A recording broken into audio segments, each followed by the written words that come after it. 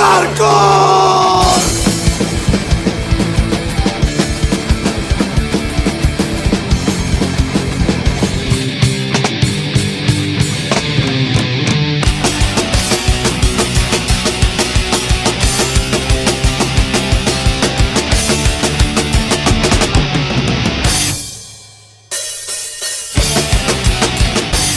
Muchachos, gusto en saludarlos. Que los saluda es el Rikis, que me siento muy contento de contar con una personalidad ya reconocida en el medio del rock por muchos años. Preséntate, amigo, ante las cámaras. Hola, ¿qué tal? Ya saben, me conocen, soy Trini del Chopo. Ustedes me han visto en muchos conciertos, sobre todo apoyando a las bandas, sobre todo con su material y sobre todo con discos. Trini es una gran personalidad muy reconocida dentro del ambiente del rock en México. Cuéntanos, Trini, ¿cuántos años ya llevas dentro del ambiente del rock nacional? Bueno, pues el Chopo tiene 41 años, yo exactamente no recuerdo en qué mes vine, pero yo le calculo que 1 año y medio menos que el Chopo. Se puede decir que fuiste ya parte del Chopo como una segunda etapa, que es cuando estaba dentro del Museo Cultural del Chopo y tú llegaste cuando ya estaban en la parte exterior. Sí, exactamente. Cuando yo llegué, yo ya venía a los conciertos que hacían adentro, estuve en la exposición, en la exposición que se hizo para la apertura del Chopo, y en esa época yo trabajaba en una empresa y salía a las 2, llegaba aquí corriendo, todavía alcanzaba para ver algo de los conciertos. Sobre todo a mí me gusta ver muchas las bandas de rock en vivo. Has apoyado fuertemente al rock mexicano. En ese tiempo vivimos una etapa muy diferente, por lo que de alguna manera estábamos comentando, ya que la distribución en cuanto al género del rock nacional era muy escasa. Cuéntanos en ese sentido, Trini. Sí, pues en esa época apenas otra vuelta volvió a expandirse un poquito el rock, pero sí estaba incluso nosotros, como sabemos, el Chopo anduvo pues de diferentes lados porque tuvimos problemas con las autoridades que no nos aceptaban, y así sucedía con el rock mexicano. Como sabemos, había pasado lo del Festival de Avándaro y pues hubo un poco de represión, más no, como muchos dicen, que no hubo nada de rock. ¿Cómo no? En los 70s llegamos a ver muchas bandas, tanto las mexicanas como las internacionales. Sí hubo movimiento, que no hubo como actualmente grandes difusión, grandes conciertos, pero sí había movimiento. No se detuvo el rock. Que incluso cuando empezamos, o más bien se empezó ya a difundir ya el rock mexicano, se difundió de una manera que eran en forma de, principalmente de cassette y en demos, en este caso. Mira, había grupos que ya sacaban sus acetatos. Yo empecé vendiendo grupos internacionales de rock. En esa época estaban de moda Kiss, y empezaba también a haber grupos tecnos, y lo que había de rock mexicano es Ley, clásico, ¿no? Y lo que iba saliendo, pero sobre todo empezó a haber grupos de tecno, y yo empecé a manejar eso, pero de repente me di cuenta de que a lo mejor muchos me van a criticar, pero la verdad, el Chopo cuando empezó al rock mexicano no le hacían mucho caso. Y había en la presentación de este movimiento que empezó, había escritores, sobre todo, periodistas y músicos del rock mexicano, pero aún así siento que no había suficiente apoyo. El que yo más o menos llegué a enterarme que hacía un poco de apoyo era Ramón, que ustedes muchos también lo conocen, un compañero mío, pero yo empecé a ver qué pasaba, ¿no? Y en eso empecé a ver movimiento de que llegaron sobre todo un grupo que se llama TNT, me empezó a traer sus discos y él sacaba varios. Dije, pues esto necesita más apoyo, ¿no? Y de repente se dio un movimiento en que empezaron a hacer muchos grupos de demos, entre ellos pues hay algunos que ahorita al momento no me acuerdo, pero los que sí me acuerdo, Transmetal, Next, Ramsés, que empezaban a sacar sus cassettes, ¿sí? Y yo decía, bueno, ¿esto es qué? Y hubo un programa que yo también tuve cierta facilidad. En este tiempo les digo, trabajaba en una empresa, era obrero, para que les voy a presumir de otra cosa, yo era obrero, pedía permiso, iba a la de educación y empecé a llevar grupos que no tenían demos, entre ellos Juan Hernández, Escoria y otros que pues también ahorita se me va y pues sería mucho abarcar. La situación es de que ahí se empezaron a hacer los demos y eso empezó a hacer un movimiento más fuerte para el rock mexicano. En ese tiempo, ¿recuerdas, Trini, cuál es el costo que originariamente se empezaron a vender estos demos? ¿El costo de esos que era formato cassette, en qué costo se empezó a distribuir?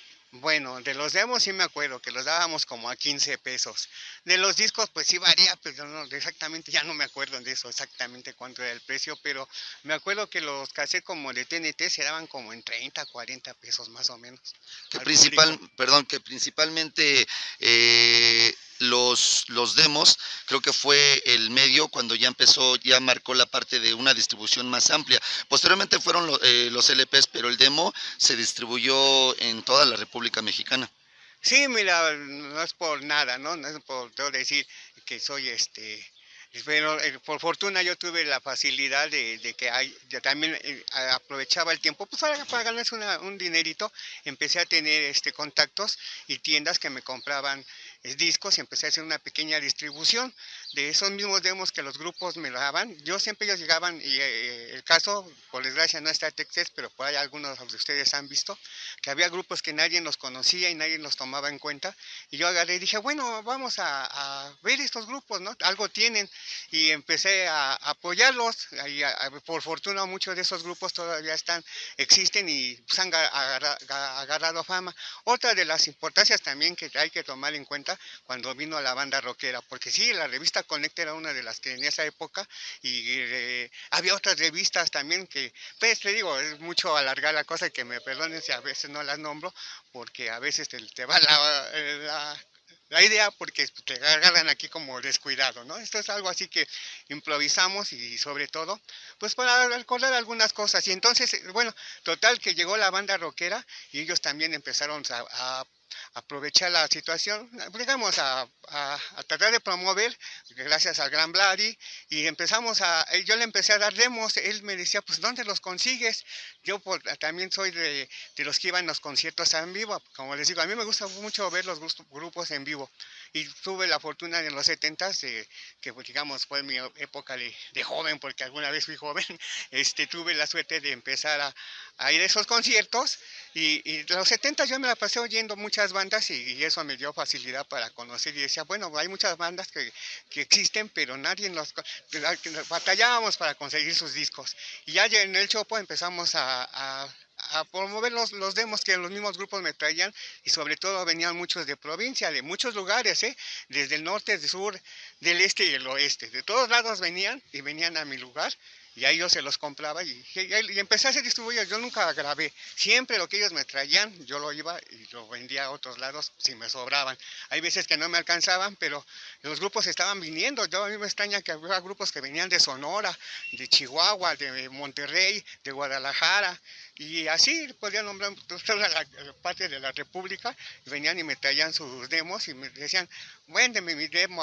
Algunos grupos pues como que pensaban que no los iba a tomar en cuenta. No, yo siempre, nunca me dije, ay, es que como ahora, que dicen, no, es que esto es metal, esto es punk. No, ahí no existía eso, ahí no había divisionismo. Era rock y solamente rock, y ya para mí siempre ha sido rock, no hay divisiones.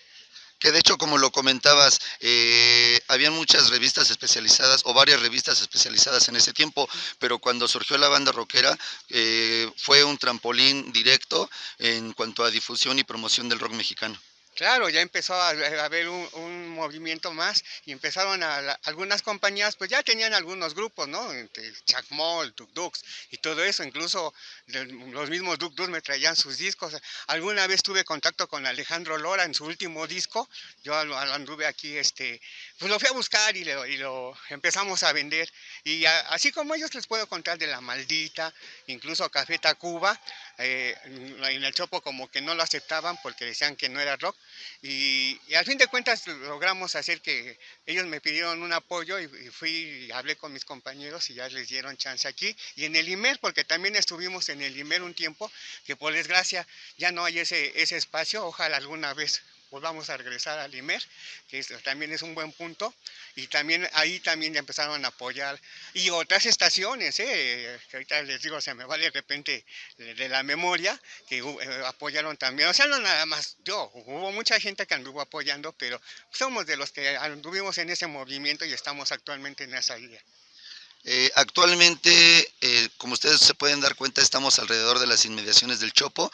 Actualmente, Trini, ¿qué actividades está realizando para efecto de pues promover y pues dar a conocer también a los nuevos grupos que van surgiendo, así como seguir apoyando a los grupos que ya tienen trayectoria? ¿Qué función realiza cada sábado Trini en el Chopo?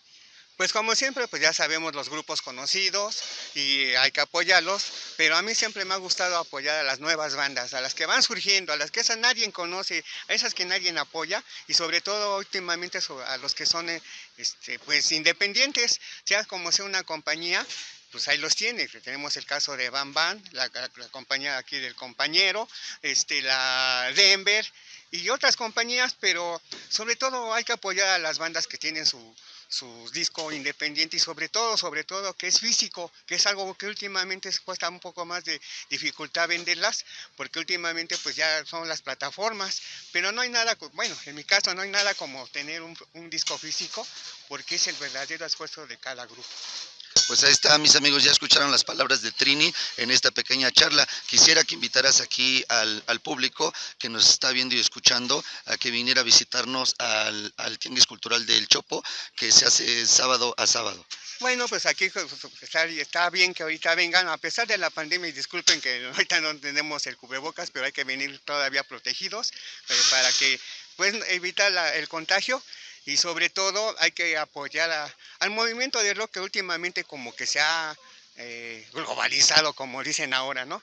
Pero pues hay que tratar de hacer que regresar a esa esencia que se ha perdido, y a los grupos decirles que el rock es el rock, y no hay que pues digamos tanto de fusionarlo, ¿no? Hay que seguir con lo que siempre se ha sentido del rock, porque eso ha hecho que el rock vaya perdiendo fuerza, y eso pues creo que no nos conviene a nadie, ¿no?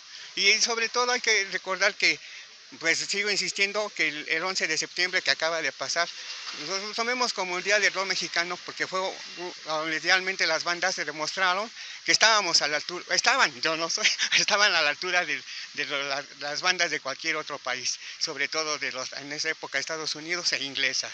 Y queremos seguir apoyando que el día 11 y 12 de septiembre sea celebrado como el rock mexicano. ¿Que eso qué quiere decir? Que no nada más el rock, sino que punk, ska, soul, reggae, metal y todos los estilos stoner, el post-rock y lo que viene, pues el progresivo, blues, que es la base de todo esto. El blues no hay que olvidar, porque hay mucha gente que lo ha fusionado el rock con otras cosas, pero en realidad el rock viene del blues, del soul y de ahorita no recuerdo, pero esos estilos son los que son las principales raíces del rock. Las otras fusiones pues ya son nada más moda, hay que regresar a la esencia. Pues ahí está, mis amigos, como siempre es un gusto saludarte, Trini, y bueno, pues yo les agradezco su atención, nos estaremos viendo por aquí, gracias por su atención nuevamente y pues hasta la próxima.